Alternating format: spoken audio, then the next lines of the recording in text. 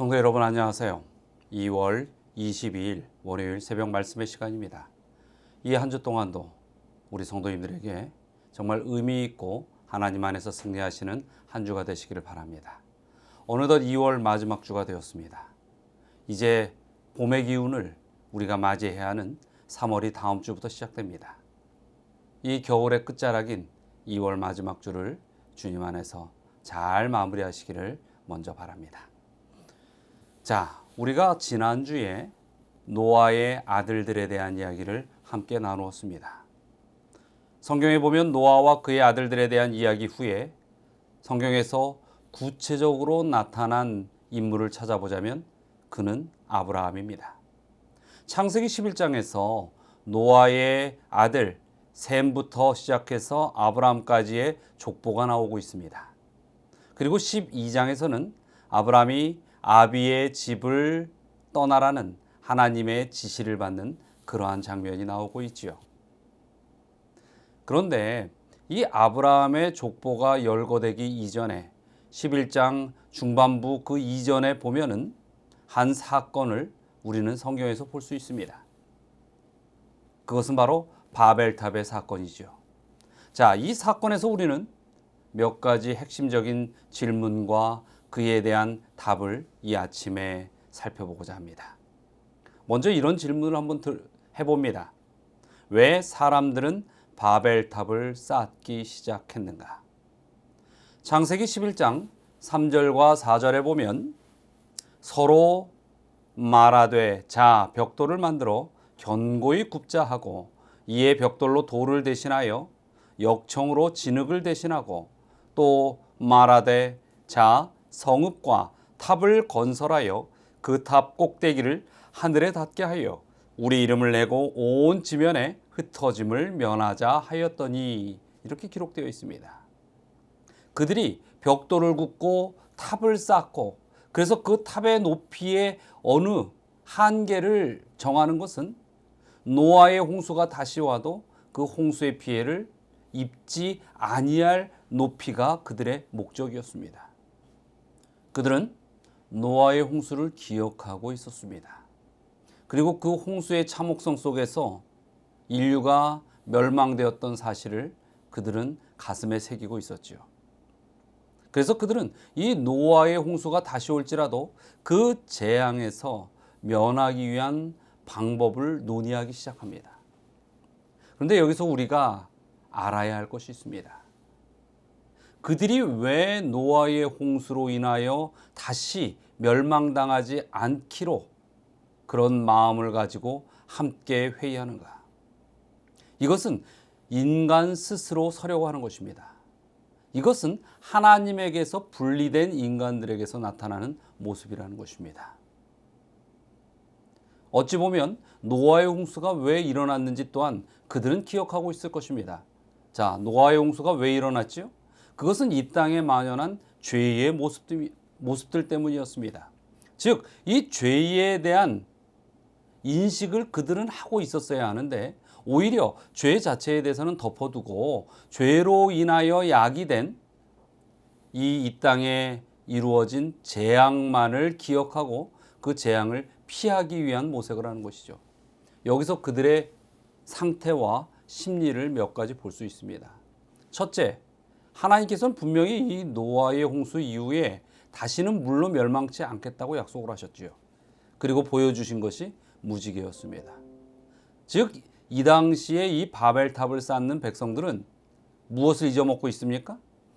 무지개의 언약, 하나님께서 그들의 생명을 지키시겠다는 약속을 잊어버리고 있는 것입니다. 아니, 기억하기를 원치 않는 것입니다. 그 이유는 무엇일까요? 그것은 그들이 죄에 대하여 자유롭지 못한 자신들의 인성을 있는 그대로 인정하고 그것을 포기하지 않고자 하기 때문이었던 것입니다. 그들은 자신들이 이 죄된 모습에서 떠나기를 원치 않았어요. 왜냐하면 그것은 너무나 즐겁고 행복해 보이는 육에 관한 본능에 충실한 모습이었기 때문이었겠죠.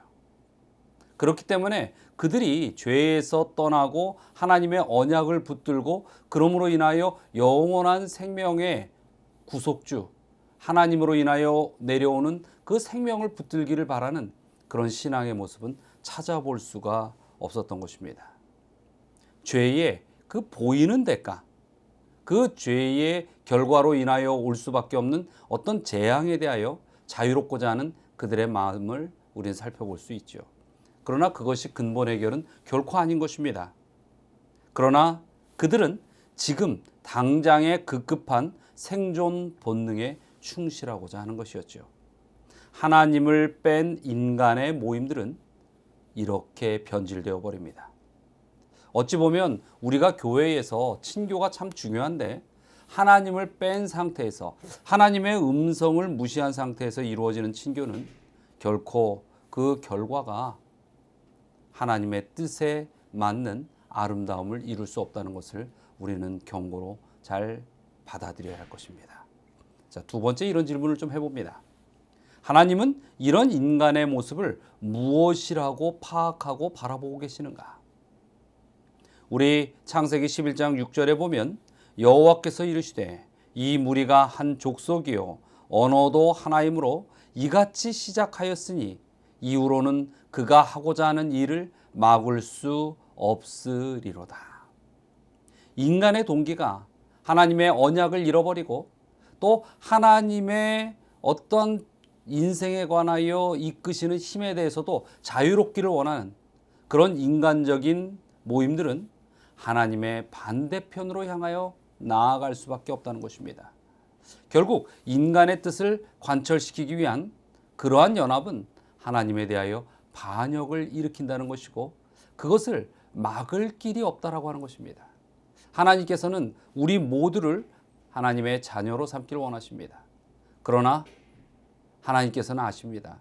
우리의 모든 이 주권을 사단에게 넘겨버리고 우리가 하나님의 언약에서부터 벗어나서 어떠한 사단의 뜻에 의하여 우리의 의지를 가지고서 살아갈 때에 그것은 하나님께서도 막을 수가 없는 것입니다. 그래서 하나님께서는 우리를 향하여 외치시죠. 돌이키라는 것입니다. 그리고 하나님의 얼굴을 바라보라는 것이죠. 그리고 하나님의 뜻에 의하여 살아가기를 간구하라고 말씀하시는 것입니다.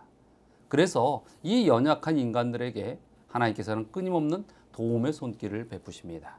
예수님께서도 십자가 이후에 우리에게 보혜사 성령을 약속하신 것 또한 그런 이유 때문이라는 것을 우리는 기억할 수 있는 것입니다. 세 번째 이런 질문을 해봅니다. 이러한 인간들의 모습 속에 하나님은 어떤 조치를 취하셨는가? 창세기 11장 7절에 보면 자 우리가 내려가서 거기서 그들의 언어를 혼잡하게 하여 그들이 서로 알아듣지 못하게 하자 하시고 사람을 모여서 행하는 것과 의논하는 것이 악하니 그 사람들을 언어를 다르게 하여 흩어버리게 하는 것입니다. 서로 소통이 안 되는 것이죠. 여기에서 입으로 이야기하는 언어를 이야기하고 말씀하고 계시지만은 어찌 보면은 이것을 우리의 영적 교훈으로 삼을 때 우리의 마음이 각기 다르면 연합할 수 없음에 대한 것을 교훈으로 삼아야 할 것입니다. 또 우리가 우리의 마음이 하나님을 뺀 상태에서 연합하면은 그것 또한 하나님에게로부터 반대로 향하여 나가려는 사단의 뜻을 따르는 모임이 된다는 것 또한 기억해야 하는 것이죠. 흩어져야 하는 사단의 회에 대하여 하나님의 원칙은 분명한 것입니다. 그래서 하나님께서는 한 가지 언어, 온전한 모습으로 연합하여 믿음으로 뭉치기를 바라는 것입니다. 그래서 이 교회에서 다시 한번 반복하여 강조드리지만은 하나님의 뜻이 아닌 모임은 아무 의미가 없습니다. 그런 모임을 위하여 교회에 나오신다면 교회가 여러분들에게는 오히려 필요 없는 대상이 될 것입니다. 즉 여러분이 신앙에 의해서 교회에 모인다면 하나님의 뜻에 따른 모임을 가지시기 바랍니다. 그리고 하나님께 온전히 드릴 수 있는 경배와 찬양과 아름다운 마음의 연합을 하셔야 할 것입니다. 우리가 교회에서 혹시 분란이 있거나 이 논쟁이 있거나 서로 상처줌이 있다면 그곳에 바로 하나님 중심의 모임이 아닌 인간 중심, 사단 뜻에 의한 중심의 모임들이 이루어지고 있다는 것입니다. 사단은 이 교회를 그렇게 깨어놓으려고 하는 것입니다. 이러한 사단의 공격에 대하여 누구도 자유롭지 못합니다. 이 말씀을 듣고 있는 우리 성도님들이나 이 말씀을 전한 저 또한 자유롭지 못한 것입니다. 그래서 우리가 하나님 앞에 하나님 뜻에 의하여 순종하고 연합하려는 모습은 절대절명의 아주 중요한 명령이라는 것을 기억하시게 되길 바랍니다. 또 네 번째 이런 질문을 해봅니다. 우리는 언어가 나뉘어져야 하는가, 하나가 되어야 하는가? 하나님께서는 바벨탑을 쌓는 이 백성들을 흩으셨습니다. 그렇다면 우리는 어떤 모습으로 지금 존재해야 하는가? 우리 에베소서 4장 13절에는 이렇게 말씀하고 계십니다. 우리가 다 하나님의 아들을 믿는 것과 아는 일에 하나가 되어 온전한 사람을 이루어 그리스도의 장성한 분량이 충만한 데까지 이르리니. 우리는 하나가 되어야 합니다.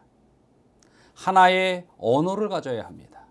그 언어는 영적인 언어이고 하나님의 기별로부터 흘러내려오는 언어이고 하나님의 말씀이고 우리가 드려지는 예배로 인하여 연합되는 모습인 것입니다. 믿는 언어의 대화가 우리의 중심적 대화가 되어야 합니다. 우리가 살아가는 것을 서로 나누는 것 또한 매우 중요한 일입니다. 그러나 그것이 하나님을 중심으로 놓지 못한 대화는 오히려 사단이 틈타는 것입니다. 그래서 여러분들께서 평소에도 그렇지만은 더더욱이 안식일에 모이면 하나님 안에서 영광이 되는 대화를 나누시게 되길 바랍니다. 결코 부정적인 대화는 주님의 전에서 나누지 않도록 그렇게 노력하셔야 할 것입니다. 정말 우리가 살고 있는 이 시대는 어느 때보다도 세계 대통합의 시대입니다. 저 지구 건너편에서 일어나는 일을 우리는 지금 실시간으로도 알 수 있는 것입니다. 우리는 또한 어찌 보면 이러한 세상의 모습이 바벨탑을 쌓는 그런 시대에 살고 있다라고 해도 과언이 아닌 것입니다. 인간은 인간의 뜻에 의하여 연합되는 곳입니다. 하나님을 빼버리고 하나님을 인지하지도 않고 하나님에 대하여 어떠한 존중도 가지지 않는 수많은 인간들이 연합하는 것을 우리는 볼 수 있습니다. 그래서 우리는 더 많이 기도해야 합니다. 더욱 신앙이 중심이 된 삶을 살아가야 합니다. 하나님의 기별을 가진 우리들조차도 세상과 다를 바 없는 그런 모습으로 살아간다면 우리 또한 바벨탑의 벽돌 한 장을 굽고 있는 그러한 사람들이 될 것입니다. 온전히 하나님께 전심을 다하여 우리의 생애의 여정을 드리고 예배를 드리며 주님의 전 앞에 연합하여 모일 수 있는 그런 삶이 우리의 삶이 되어야 할 것입니다. 우리에게 있어서 21세기에 이 시대에 하나님을 향하여 인간의 뜻만으로 모여지는 바벨탑을 쌓는 그런 백성이 아니라 하나님의 뜻에 의하여 믿음의 성을 짓는 우리 모든 승리의 백성들이 되시기를 이 아침에 간곡히 부탁드리면서 말씀을 대신하고자 합니다. 자, 오늘 특별히 두 가지의 기도 제목을 함께 또 나누도록 하겠습니다. 첫 번째는 이제 이 한 주를 지나면 저희 교회를 떠나갈 두 목사님이 계시죠. 4년 동안 열심히 이 서울중앙교회를 섬겼습니다. 우리 손유숙 목사님, 정혜권 목사님, 그리고 그 가정을 위하여 기도해 주시기 바랍니다. 그리고 두 번째, 저희들이 이제 3월부터 스몰 처치라는 우리가 살아있는 이 작은 교회들을 모아서 함께 하나님께 영광 드리는 그런 영적 사업을 해 나가고자 합니다. 이 스몰 처치의 조직과 사업을 위하여 기도해 주시기 바랍니다. 다 함께 기도하시겠습니다. 사랑과 은혜가 많으신 하나님, 이 아침 주님의 말씀이 저희의 삶을 다시 한번 깨우치게 하여 주시고 그 주님의 말씀의 음성대로 저희들이 삶의 여정을 걸어갈 수 있는 믿음을 허락하여 주시옵소서. 또 4년 동안 이 서울중앙교회를 위하여 열심히 기도하며 봉사로 섬겼던 두 목사와 그 가족들을 위하여 기도드립니다. 우리 손효숙 목사님, 정혜권 목사님, 새로운 인생의 길을 맞이하며 새로운 임지에서 또 새로운 학업의 길에서 최선을 다하여 주님께 영광 돌리는 그러한 시간들을 이루어갈 수 있게 하여 주시옵소서. 그 가족들에게도 함께 하셔서 건강을 허락하여 주시고 또 이제 맞이하는 새로운 환경 속에서 정말로 행복할 수 있는 주님의 종들의 모습이 되게 하여 주시옵소서. 이제 이 코로나의 어려운 시기지만은 저희 서울중앙교회가 멈출 수 없습니다. 그래서 영적 부흥을 위하여 저희들이 꿈을 꾸며 스몰 처치의 새로운 조직과 그 사업을 위하여 간구드립니다. 주여, 주의 뜻을 이루어 주시고 온전히 주의 백성들에게 이루어 주시고 또 저희들이 그렇게 모였을 때에 주의 영광을 위하여 연합된 믿음의 힘을 드러낼 수 있게 하여 주시옵소서. 이 일을 진행하는 데 있어 먼저 우리 모든 성도들 순종의 마음을 갖게 하여 주시고 겸손의 마음을 갖게 하여 주시고 열심으로 함께 연합하여 섬기게 하여 주시옵소서. 주님의 다음이 없는 은혜와 사랑이 저희의 모든 삶 속에 진정 강한 축복에 인도하시는 힘이 되어 주시길 바라며 예수 그리스도의 이름으로 기도드리옵나이다.